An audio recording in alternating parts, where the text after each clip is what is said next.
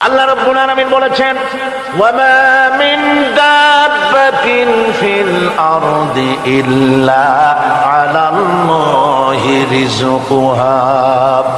এই পৃথিবীর বুকে এমন কোন বিচরণশীল জীব নাই যে জীবের রিজকের দায়িত্ব আমি আল্লাহ আমার নিজ হাতে গ্রহণ করি নাই। সব জীবের রিজকের চাবি আমার হাতে। কার হাতে? তাহলে ভয়টা কিসের? আপনার একটা পেট, তাই নিয়ে এত চিন্তা। অথচ এই পৃথিবীতে আল্লাহ পাক বলেন অসংখ্য প্রাণী আছে যাদের কোনো সঞ্চয় নাই। শকুন, শকুনের মরা গরু অনেকগুলি ব্যাংকে জমা আছে নাকি? কবে কোথায় একটা মরা গরু পাইছে আর খোঁজ নাই, খবর নাই। ওগুলা কি না খাইয়া মরতে দেখছেন রাস্তায় পথে ঘাটে? সুবহানাল্লাহ। অসংখ্য প্রাণী এভাবে দুনিয়া আছে। আল্লাহ রাব্বুল আলামিন বলেন যাদের কোনো সঞ্চয় নাই, যারা কোনো সঞ্চয় করে না, এ ধরনের সাপগুলি, শিয়ালগুলি, বাঘগুলি, পাখিগুলি, জলচর প্রাণী, স্থলচর প্রাণী আর অন্তরিক্ষে মহাশূন্যে উড়ে বেড়ায় যে সব প্রাণী, এ ধরনের শত সহস্র কোটি কোটি প্রাণী, তারা সকাল বেলায় খালি পেট নিয়ে বেরিয়ে যায়।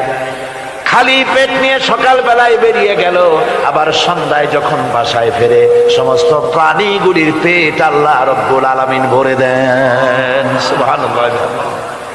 একটা প্রাণীও খালি পেটে বাড়ি ফেরে না। সুবহানাল্লাহ, সুবহানাল্লাহ। অথচ তাদের কিন্তু জন্ম নিয়ন্ত্রণের ব্যবস্থাও নাই। জঙ্গলে যত প্রাণী আছে তারা কি কোনদিন মিছিল করে এসে বলেছে বাংলাদেশ সরকার আমাদের জঙ্গলের মধ্যে কোনো খোঁজ খবর তো আপনারা রাখেন না, এখানে বাচ্চা কাচ্চা বেশি হইতেছে আর খাওয়াইতে পারি না, এবার কিছু পরিবার পরিকল্পনার ওষুধপত্র পাঠান? কোনদিন বলেছে? বলে নাই, বলবেও না। কে খাওয়ায়? আল্লাহ পাক খাওয়ায়। আল্লাহ পাক খাওয়ায়। সুতরাং আল্লাহ রাব্বুল আলামিন রিজকের মালিক, একথা বিশ্বাস করতে হবে। সেই বিশ্বাসের অর্থ এই নয় যে আপনি চুপ করে বসে থাকবেন আর ফেরেশতারা রান্না করে আপনারে রূপচাঁদা মাছ খাওয়াই দিয়ে যাবে, এরকম বিশ্বাস করতে হবে, কাজ করতে হবে। এর ফলে আল্লাহ রাব্বুল আলামিন রিজকের ব্যবস্থা করবেন। ঈমান আনার পর প্রথম যে কোয়ালিটিটা হবে সেই কোয়ালিটি হচ্ছে পার্সোনালিটি, আত্মসম্ভ্রম, আত্মমর্যাদা। দুনিয়ায় কারোর সামনে মাথা সে নত করবে না, মাথা নত করবে কেবলমাত্র আল্লাহর কাছে। সে বিশ্বাস করবে খাইরিহি ওয়া শাররিহি মিনাল্লাহি তাআলা, ভালো মন্দ সব কার কাছ থেকে হয়? আল্লাহর কাছ থেকে হয়। সে কিছুতেই বিশ্বাস করবে না যে কোনো মাজারের কাছে গেলে, কবরের কাছে গেলে আমার তকদির পাল্টে যাবে, কোনো মোমেন তা বিশ্বাস করবে না। কথা বুঝতে পেরেছেন? ভালো করার মন্দ করার সবটা মালিক আল্লাহ সুবহানাহু ওয়া তাআলা। এরপরে দুই নম্বরের যে কোয়ালিটি সৃষ্টি হবে মুমিনের মধ্যে ঈমান আনার পর, সে গুণটা হচ্ছে সে বিনয়ী হবে। বিনয়, বিনম্রতা আর এক বৈশিষ্ট্য। বিনয় এবং বিনম্রতার বৈশিষ্ট্য হবে। তার কারণ হচ্ছে ঈমান আনার পরে সে জানতে পেরেছে আল্লাহ রাব্বুল আলামিনের কর্তৃত্ব থেকে বেরিয়ে আসার ক্ষমতা কারো নাই। অহংকার করে যাব কোথায়? আস্ফালন করে যাব কোথায়? আল্লাহর রাজত্বের বাইরে, আল্লাহর ক্ষমতার বাইরে যাওয়ার ক্ষমতা তো কারোই নাই। সুতরাং অহংকার তার মধ্যে জায়গা পাবে না। আল্লাহ পাক দুনিয়ার সমস্ত মানুষের জিনকে পরিষ্কার করে বলেছেন ইয়া মাশারাল জিন্নি ওয়াল ইনস ইন ইসতাতা'তুম আন তানফুযু মিন আকতারিস সামাওয়াতি ওয়াল আরদ ফানফুযু লা তানফুযুনা ইল্লা বিসুলতান। হে পৃথিবীর মানুষেরা আর জেনেরা, যদি সম্ভব হয় আমার আকাশের নিচের থেকে, জমিনের উপর থেকে বেরিয়ে যা।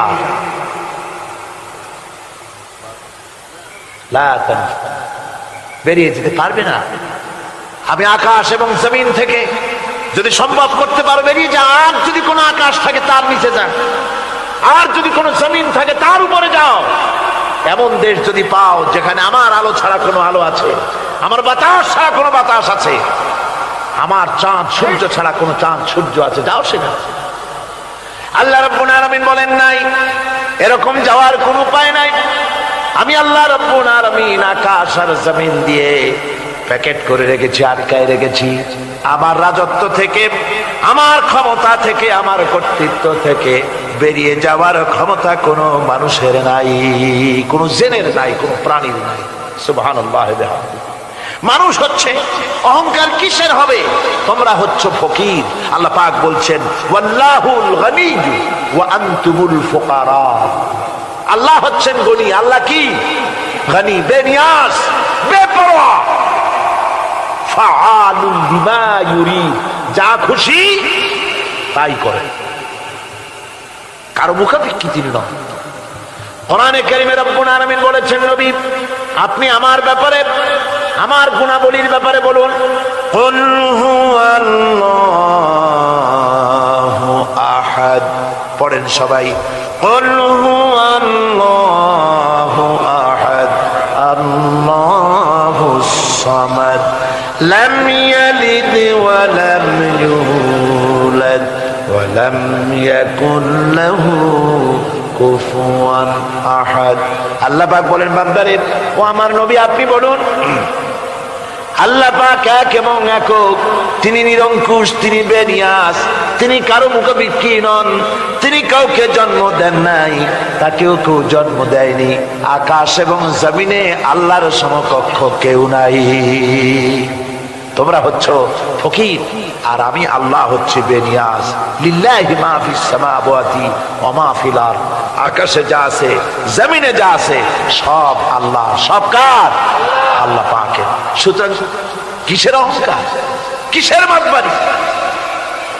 মানুষ পেছনের কথা ভুলে যায়, মুঠেই চিন্তা করে না। একটু আগে যারা ক্ষমতায় ছিল আজকে তারা ক্ষমতা হারা, আজকে যারা ক্ষমতায় এলো তারা আবার ক্ষমতা মস্তদে বসে দুনিয়ার সব বিপদাপদ ভুলে যায়। কি করে আরো বেশি লুটপাট করা যায়, আরো বেশি মানুষকে শোষণ করা যায়, মানুষ এই চিন্তাই করে। অহংকারে, ক্ষমতার দর্পে ফেটে পড়ে, চিন্তা করে না পেছনের কথা। আল্লাহ রাব্বুল আলামিন বলেন যারা নাকি মুমিন বান্দাদের বিনয় এবং বিনম্রতা তাদের মধ্যে সৃষ্টি হয়ে যাবে, তার কারণ হলো আল্লাহ পাক বলেছেন ওয়ালা তামশি ফিল আরদি মারহান ইন্নাকা লান তাখরিকাল আরদা ওয়া লান তাবলুগাল জিবালা তুলা। ওয়ালা তামশি ফিল আরদি মারহান, আমার জমিনের উপরে অহংকার করে পা ফেলো না। তুমি কি পারবে অহংকার করে আমার জমিনটাকে ফাটাই দিতে? কি বলেন, পারা যাবে? অহংকার করে জমিনের উপরে লাথি মারেন জোরে, জমিন ফাটবে? ফাটবে না, আপনার পা ছিঁড়ে যাবে। আপনি কি পারবেন অহংকার করে পাহাড়ের উচ্চতা লাফ দিয়ে ছাড়াই যেতে পারবেন? তাও পারবেন। সুতরাং আল্লাহ পাকের উপরে ঈমান আনলে পরে তাদের মাথা এভাবে নত হয়ে যায়, অহংকার তাদের মধ্যে জায়গা পায় না। অহংকার কিসের? কিসের অহংকার তোমার? মানুষ তার জন্মের কথা, কোরআনে কারীম বলে মানুষ কি তার জন্মের কথা স্মরণ করে না? তোমার তো এমন অবস্থা ছিল দুনিয়ায় উল্লেখযোগ্য বিষয়বস্তু হিসাবে তুমি পরিগণিত ছিলে না। তুমি হচ্ছ, তোমার জন্মের উৎস কথা হচ্ছে এক ফোঁটা নাপাক পানি, এমন নাপাক পানি যা শরীর থেকে নির্গত হলে পরে গোসল করা ওয়াজিব হয়ে যায়। এমন এক ফোঁটা নাপাক পানি যার জন্মের উৎস, তার আবার অহংকার কিসের? পৃথিবীতে অহংকার যারাই করলো আল্লাহ পাক তাদেরকে ভালো করে দেখায় দিলেন। নমরুদকে দেখায়ছেন, ফেরাউনকে দেখায়ছেন, যুগের ছোট ছোট নমরুদ ফেরাউন যেখানে যেখানে খুঁজে খুঁজে ফেরাউন হয়েছে আল্লাহ সকলকেই দেখিয়ে দিয়েছেন। দেন নাই? দেখিয়ে দিয়েছেন। সুতরাং মাথা নিচু করে চলতে হবে, বিদ্যার বড়াই করা চলবে না। কত লেখাপড়া করেছো তুমি? এমএ পাস করেছো, তাতে কি হয়েছে? সবেমাত্র বর্ণবোধ পড়েছো, জ্ঞানের রাজ্যে পা ঢুকিয়েছো, এখনো কিছু শেখনি। টাইটেল পাস করেছো তো কি হয়েছে, কদ্দুর শিখেছো? নিউটনের মতো মানুষ মৃত্যুর সময় বললেন, জ্ঞান সমুদ্রের বেলাভূমিতে দাঁড়িয়ে সামান্য বালু কণা নিয়ে নাড়াচাড়া করলাম, অথই সমুদ্রের কিছুই দেখতে পারলাম না। শেখ সাদি রহমতুল্লাহ আলাইহি ইন্তেকালের সময় বলেছেন, মালুম শোধ কি হিচ মালুম না শোধ, সারা জীবন সাধনা করে বুঝিলাম ইহা যে কিছুই বুঝিলাম না। এগুলি হচ্ছে জ্ঞানীদের কথা। আর কোন রকম ইউনিভার্সিটির বারান্দা দিয়ে 3-4 দিন হাঁটছে, কয় যে সব বুঝি। কি বুঝছো? কয় দেয়ার ইজ নো গড, স্রষ্টা বলতে কেউ নেই। পাগল কি এর কাছে ধরে মিয়া? সুতরাং বিদ্যার বড়াই চলবে না, স্বাস্থ্যের বড়াই চলবে না, অর্থের বড়াই চলবে না। অর্থের বড়াই করবে, কত অর্থ তোমার হয়েছে, আল্লাহ যদি ইচ্ছে করেন ব্রেনের মধ্যে, মগজের মধ্যে এমন টিউমার করে দিবেন, মগজের মধ্যে এমন ক্যান্সার করে দেবেন, হার্টের ভিতরে এমন ক্যান্সার লাগায় দিবেন, 14 গোষ্ঠী বিক্রি করলে ঔষধের পয়সা হবে না। পারবে কিনা আল্লাহ কর, জোরে বলবেন পারবেন কিনা? এমন বহুত অসুখ আছে ডাক্তাররা বোঝেই না ঔষধ দেবে কি, কি রোগ ডাক্তাররাই বোঝেন। এগুলি ইংল্যান্ড এবং আমেরিকায় যখন যাই, সেখানে বহুত লোক দোয়া নিতে আসে, কয় যে হুজুর দোয়া করেন, দিনদিন পর্যন্ত রোগে ভুগতেছি। কি রোগ? অমুক রোগ।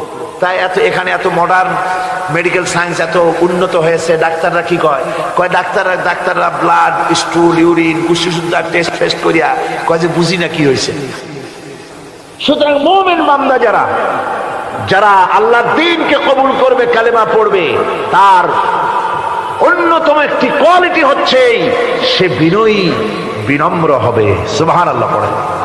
অহংকার তার মধ্যে জায়গা পাবে না। হাদিসে কুদসির ভিতরে এসেছে, আল্লাহ পাক বলেন, অহংকার হচ্ছে আমার ইজার, আমার চাদর স্বরূপ। যে ব্যক্তি অহংকার করে সেজন্য আমি আল্লাহর চাদর নিয়ে টানাটানি করে। নাউযুবিল্লাহি মিন যালিক।